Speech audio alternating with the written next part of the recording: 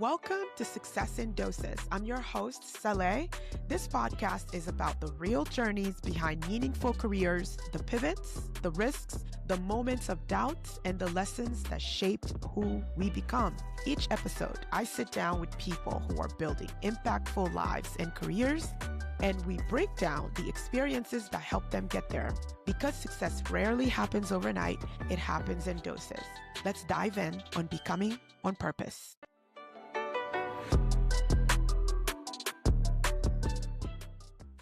Good morning, everyone, and welcome back to another phenomenal episode of Season 2 of Success in Doses, Becoming on Purpose. It is all about creating what you would love to see in your environment and in your clinical practice to make it more meaningful for you.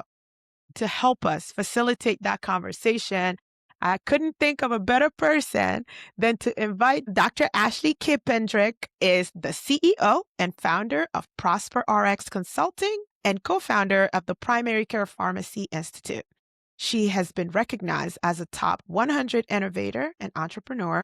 The innovation she brings to the healthcare space provides support for medical clinics to integrate clinical pharmacists to collaborate on their team and is educating and coaching pharmacists to do the same thing. She also consults for pharmacies to bring revenue generating strategies, including clinical trials and remote care management. Pharmacists getting involved in these models improve patient care, reduce costs, hospitalizations, and harm from medications, all while increasing a clinic's revenue. And she believes this should be our standard of care. Ladies and gentlemen, listen, I hope you guys are ready to learn today.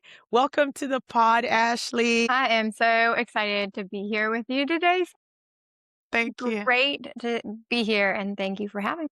Oh my God, the pleasure really and truly is mine. I first came and heard and saw you through LinkedIn, and I couldn't believe, like, you sent me a message. I was like, oh my God, I think I've made it in life. Ashley is like, wants to do coffee for Aw. 15 minutes. But I truly, truly love the space that you're in, because as a person who works with student pharmacists, they struggle with believing that there are other opportunities out there for them to create an avenue that they don't even see a lot of other people around them doing.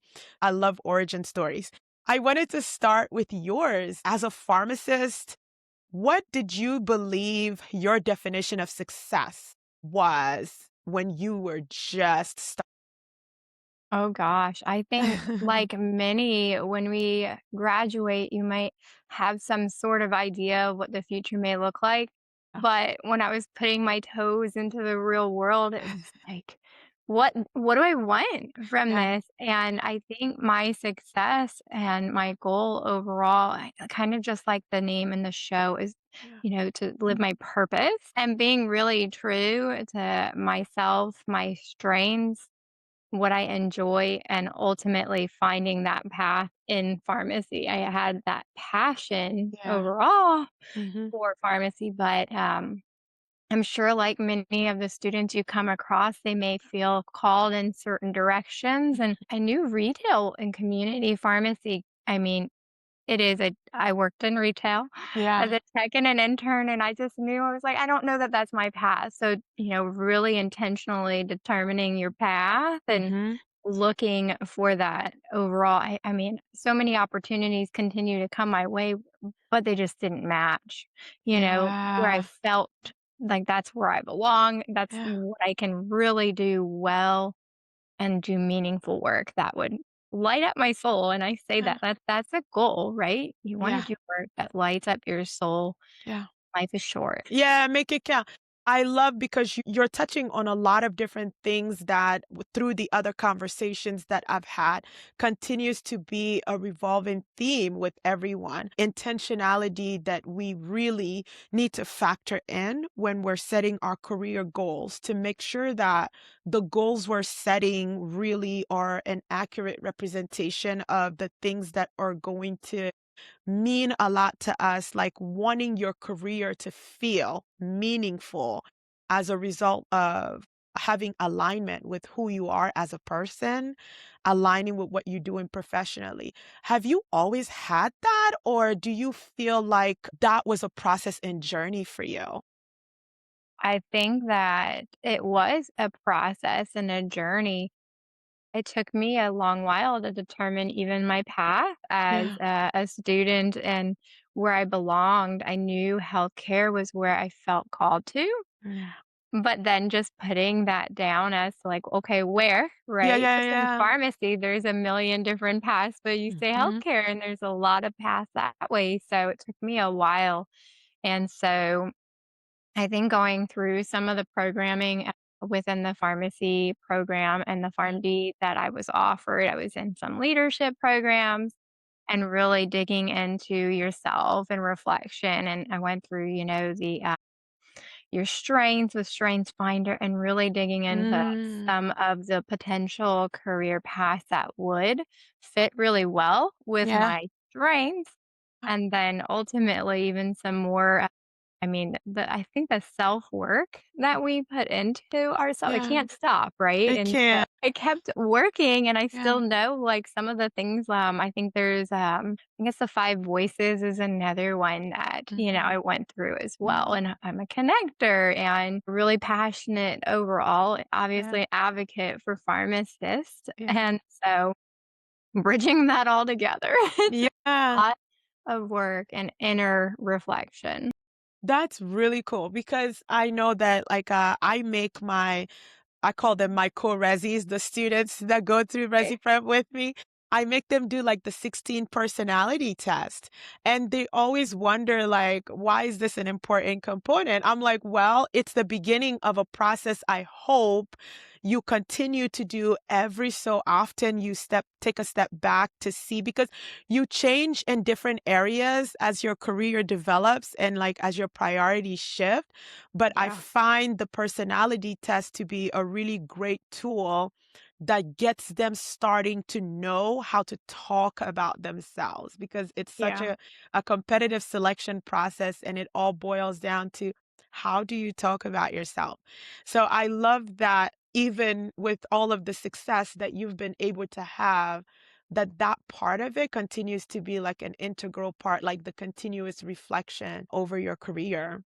Where are you professionally when you figure out, like, I'm going to strike out on my own? Like, I'm going to what was that journey like? Like, I just feel like I would love to know what's going through your mind, or what was that moment where you realized, like, you know what, Ashley, you're going to have to build what you want to see.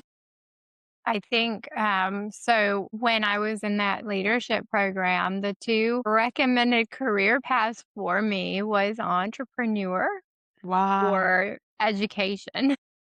Oh, It interesting. was like, okay, once I graduated, I worked at an MTM call center and I really enjoyed it and pretty quickly became a manager and trainer. Wow. From there, the learning and development position was where I was at professionally, but I was balancing a lot and I think this is where a lot changes. Like you mentioned, we have different journeys and phases in life and in our career, but I had my first child. It was like I was wearing a million hats Oh, yeah. and it was like, man, I was feeling the burnout. I wasn't burnt out, but I was feeling it approaching. Remote life is great, and I will Yeah. say it's not always all that it's cracked up to be though, because you keep working and Yeah, it's true, right? You clock into one job, and when that's right. wrapped, you clock into the other job. Yeah, yeah, yeah. So those moments after that and finding basically another program that opened up some avenues and some doors in whoa, I worked at the VA during a rotation. I had a site rotation there and I was adjusting medicines. I was adding them. I was removing them. It was right when the guidelines changed for the hypertension overall blood pressure goal is now 130, right? Less than 130. That was huge. So everybody was getting something Yeah. came through the door. We were passing it To out. know that not just the veterans, as well as Indian Health Center, uh, can have that type of care and that pharmacist can bring revenue to medical Mhm. practices, knowing how to set that up, just like that light bulb went off. But it wasn't necessarily for me, like, I mean, yeah, I want to help with patients, but the world should know this. It Yeah. wasn't just like the pharmacist should know this, practices should know this, patients should know Should this. Everybody agrees that people like to talk to pharmacists and that there's not enough involvement, right? uh, Nobody's talking to them enough. And yeah. there are modalities to get us paid for our work, and it doesn't necessarily need to wait for provider status. Oh my gosh. Talk about that because I want the listeners to get a sense of you recognizing that this real opportunity existed, and then like type of courage and fortitude does it take to be like, I'm gonna do it, like I'm gonna create the thing. So I'm just gonna take a step back for a second. This moment, like every time I get an opportunity to engage with someone on this podcast, I'm always blown away because I'm just like, I can't believe I'm doing it because it was a dream for a long time, but I was scared. Right. Like, I was scared to do it. Uh, and so I always want to talk to other people that are creating and innovating and disrupting to find out if you had any of that second guessing or even uncertainty as you're thinking about this thing that you want to work on and it's so clear in your mind, but bringing it to fruition. Did you have any of that? Okay, so real quick, if you're enjoying this conversation, go ahead and rate and review the podcast. It helps more people find the show and keeps the conversation going. Okay, so let's get back to the conversation.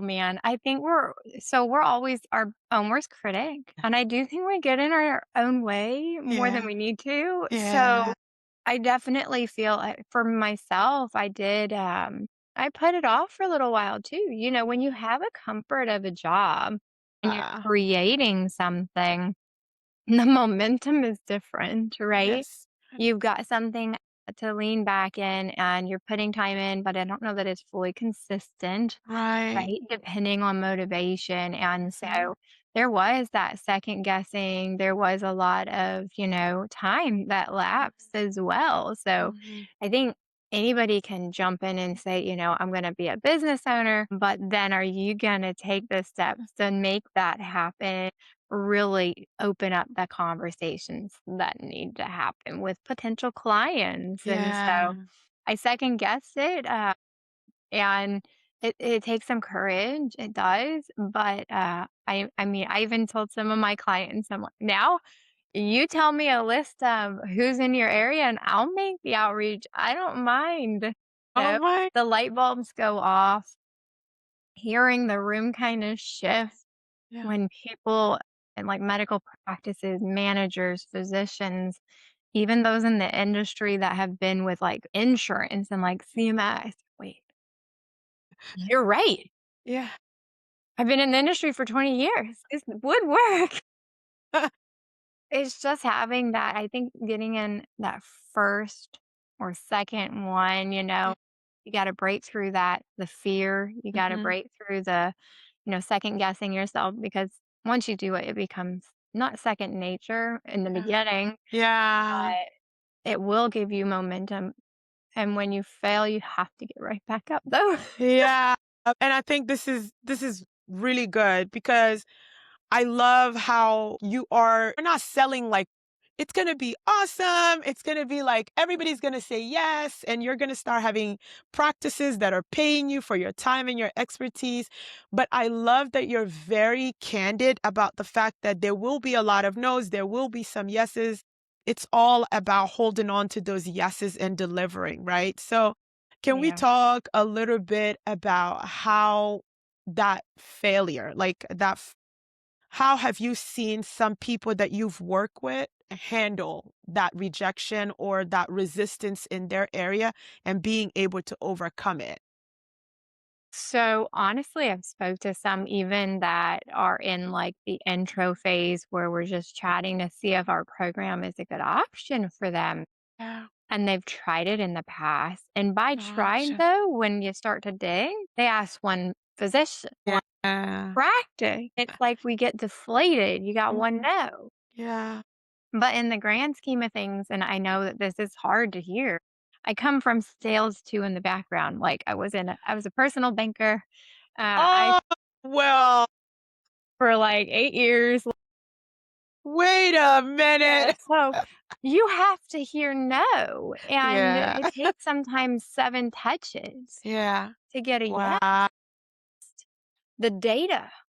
And I know Yeah. even my partner, Marissa, she's like, she'll probably kill me for this. She's like, I want a yes every time. Yes. I'm with Marissa. I'm team Marissa. I'm with her. If you have what to say Yeah. and who to say it to, has Yeah. to be the right who as well, Yeah. then you're gonna get more yeses. And I mean, depending on your goals, you might just need one yes. Yeah. And we help honestly with what to say and how to say it because pharmacists aren't taught business. Yeah. We're not really taught how to speak to physicians in the business sense Yeah. and how to really prioritize having these types of conversations. What matters to them? Yeah. I'm sorry, they're not asking you for your CV. They Oh, don't want to know if you're board certified or residency trained. And I'm sorry, I know because this is we love residencies that- and we love services. Just want to keep tacking more things to their name. Physicians don't be asking you about this. Just can you Yeah. take care of my patients? Can you adjust Absolutely. insulin? Because I don't Yeah. want to do that. Right. Oh my God. That's hilarious. It's so true though. Like, and I say this all the time, like that intersectionality between clinical practice and the business of practice is Right. probably the biggest gap in the current pharmacy education curriculum. Nobody teaches you how to pitch the business case for the clinical service that you are developing. And so Right. if you figure out that there is a way to talk about the business case of all of this amazing stuff that you're doing, that's what makes the biggest difference in the way you start to see success and things shift in your Yeah. practice. And I think that, like, to your point, providers just want to know, can you solve my problem? Stop making it about you Yes. and make it about them. Yeah. And a lot of this would be solved. Yep. And you just gotta ask for it. I think Oh, we're not naturally inherent in yeah. asking and it's, asking for the sale. But like, Yeah. can I work with some of 10 of your patients? Like, this Mm. is what I can do for you. This is what I charge. And Yeah. if Woo. this is the role, I know this is what charge, right? If this is the role though that you're looking for and it's not out there, just make it. Yeah. But that requires showing up. It does. It really does. And so you move us right into the next phase I want my listeners to learn about. What is your program? What do you do? Talk to us a little bit about that because I want more people to know about you and what you do. Yeah, so, I got together with my partner, Marissa, and we put together the Primary Care Pharmacy Institute, and within it, we have all the education, the training, the resources. What are you saying to the physicians? How do you start the conversation? Some of the contracting, collaborative practice agreements. What Mm, type of conditions are you really set out to help? We also kind of make sure and fine tune like, does it match your expertise? If not, yeah, then let's talk. But we have that training and educational program with regular coaching, things of that nature, everything you need to get up yeah. and running and started and to have really a support system, a Hmm. community of Hmm. pharmacists that are Yeah, in this yeah. also doing the same thing Mhm. and we've also basically packaged a very similar program up for pharmacies as well.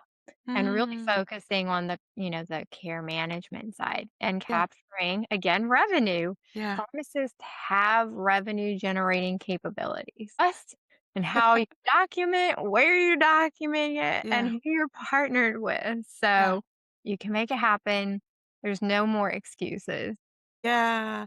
And that statement, pharmacists have revenue generating capabilities, it's such a radical thought in my mind, right? Because for a really long time before I went into AmCare, that wasn't anything that I heard anyone say until I got into AmCare. And it's like all this work that we are doing, you can clearly demonstrate that, like, yes, we're avoiding spending, but we actually are also generating money Yeah. for this hospital. And I think for a lot of people, that's a really radical thing to think about because those of us that are doing it are not talking openly about it. And I think it's one of the things, like, I hope, like, if you're a listener, that that's one of the things that encourages you to reach out to Ashley because I love what you're doing because you are introducing not just like an inferior option, but you really are truly creating an opportunity for pharmacists to do this thing that's been a slogan since the beginning of time. Oh, I want to practice at the top of my license. And I'm like, I never really know what does What does that it mean? mean? Ashley, can you help us? Okay, so real quick, if you're enjoying this conversation, go ahead and rate and review the podcast. It helps more people find the show and keeps the conversation going. Okay, so let's get back to the conversation. Man, so honestly, I do get these conversations and people may get a little confused because Yeah. there's different terminology when or I guess ways to say it, consultant pharmacist, right? Yeah. I think the old school long-term care, right? There's long-term care Yeah. consulting pharmacists. But when it comes to consulting pharmacists, big picture, especially nowadays, it is really a pharmacist that is out there providing clinical or other consulting type services, whether that is the medical practice, legal practices. I mean, the options of who your client could end up being as a consultant pharmacist is endless. Wow. But for the program, walking through what a day and like you mentioned, an AmCare, if you've not had that experience, you might not really know what that means. Yeah.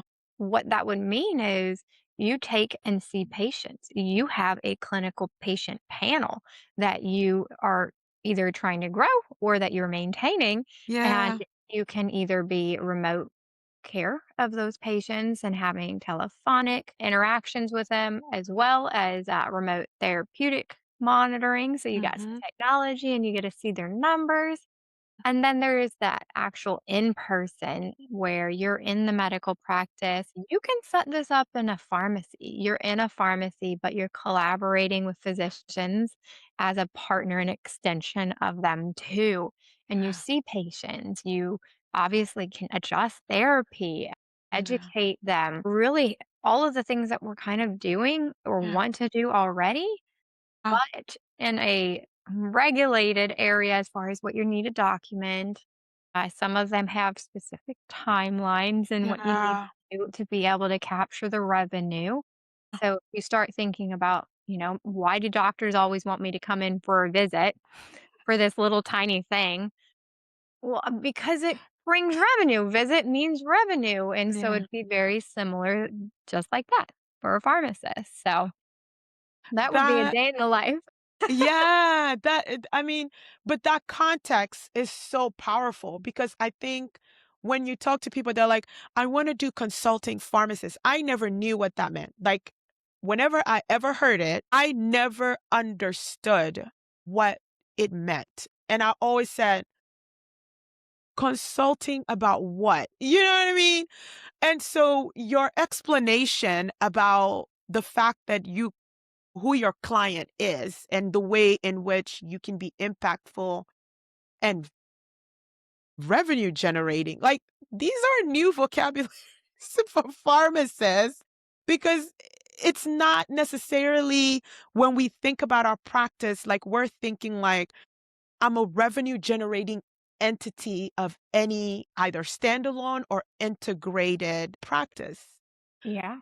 You know what I'm saying? Like 'Cause No, we're usually in the cost, like you said earlier, savings aspect, and I have come across many pharmacists that are kind of in the same boat where they're already working in some of these AmCare type settings in the cost savings aspect. yeah, If they're working in that and they're not, again, putting it in kind of the dotting the I's in the right way and yeah. capturing revenue, at the end of the day, they couldn't, I mean, savings is great.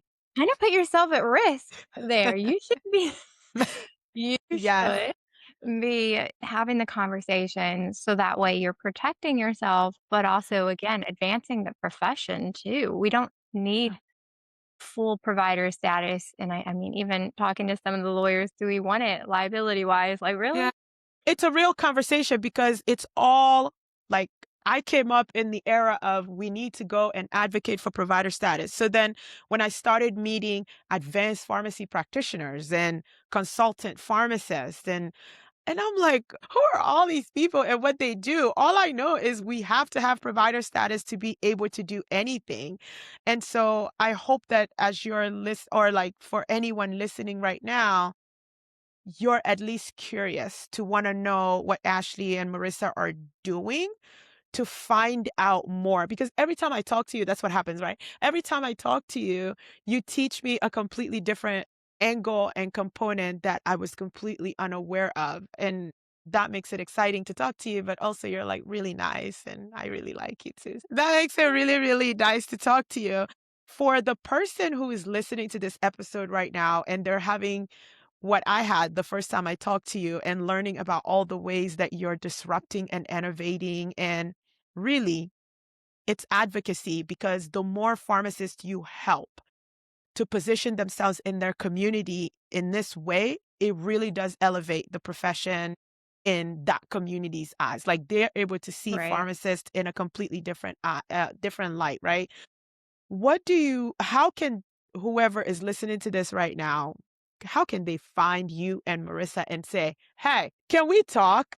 So I'm quite active, as you know, on Yeah. LinkedIn. Yeah. And so you're welcome to go ahead and jump in there Mhm. and just send me a DM. Honestly, I'm going to tell you, and it's kind of crazy, but physicians and providers, they need us. There might be a few haters. There's always going to be a hater, but this work is hard. Yeah. Patient care is hard. They're struggling in their own ways. And if you can come in and you have what to say and, you can set it up like, hey, Yeah. no, I'm not just going to cost you money. I will bring you in money. Mhm. And you don't have to talk about those side effects anymore. I They're got it. excited. Yeah. And those innovative ones are searching. So you Yeah. got to get out there like now. So the listener who is hearing and meeting you right now for the first time, and they're thinking, "I know I can do more, but I have no idea where to start." What is one piece of advice you have for that pharmacist that is discovering you and Marissa for the first time about where they need to go from here once they've recognized that they feel like their training, their skill set, their passion, they have more to offer?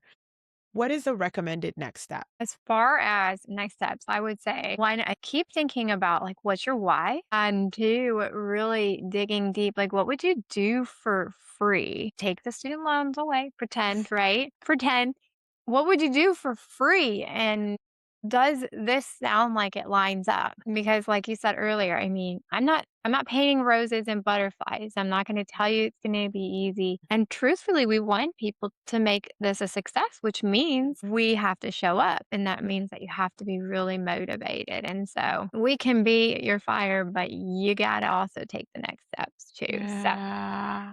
getting into your why and really understanding like what would you want to do forever. We look at Mm. other people's careers, other pharmacists, and we're like, I want what they have, but like Yeah. I want this role. And I mean, I'll use MSL. Like I want this, I want that. Yeah. This.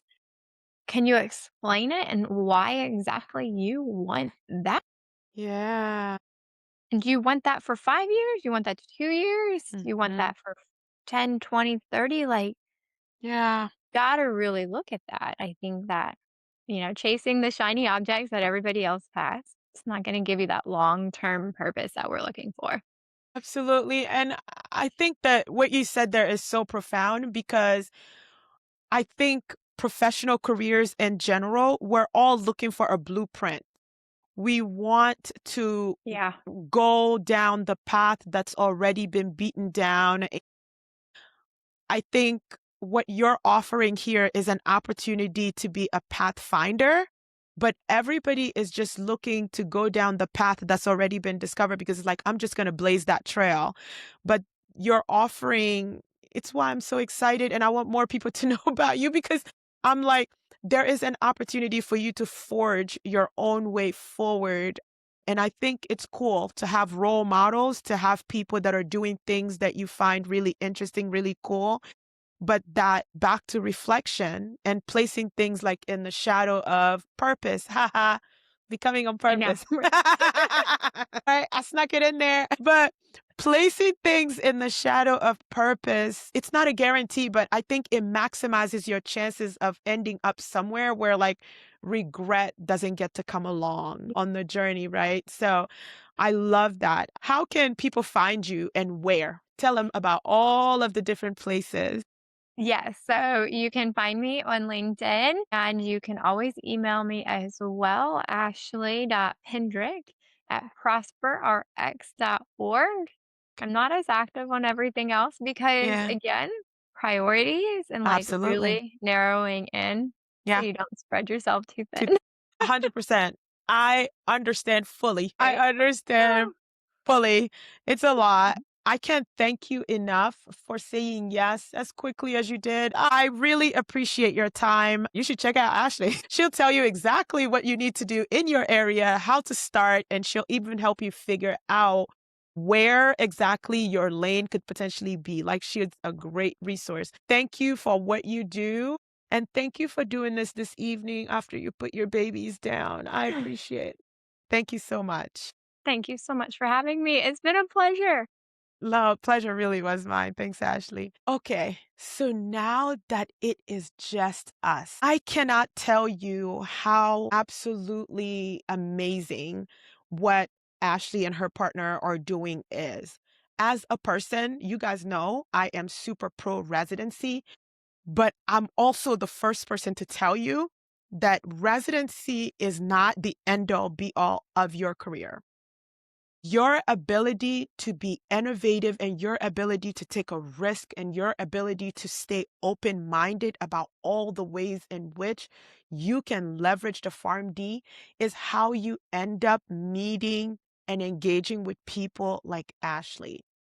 And I can tell you for a fact that what they are doing and teaching pharmacists how to make the business decision for the clinical services that we are trained to deliver, it's a game changer for us because it means that our options aren't just limited to community and pharmacy and industry, but we can actually create the types of careers that we envision for ourselves, for our community, for a particular patient population that we are passionate about, for an unmet need in our community. So I just want to say again, thank you so much to Ashley for agreeing to do this and agreeing to come on and lend her voice to the podcast because that's what this is about. This is about opening your mind up to new people, people you may know, but not maybe have a really good understanding of how they function.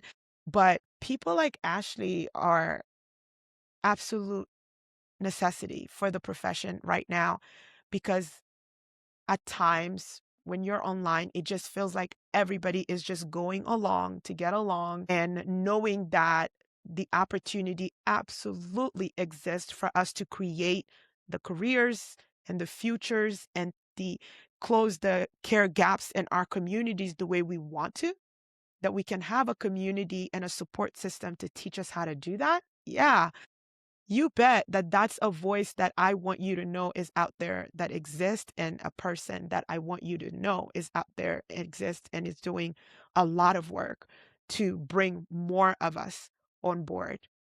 As always, I am grateful for you being here and listening in. Please rate and review the show. It is super important to growing this thing, and it's super important to making the podcast more discoverable to other people. As always, I will bring you another brand new episode next Monday, and I'm looking forward to having you join me again.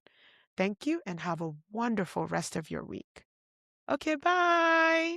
If this episode gave you something to think about, something to hold on to, or even something to act on, I want to ask you for one more thing.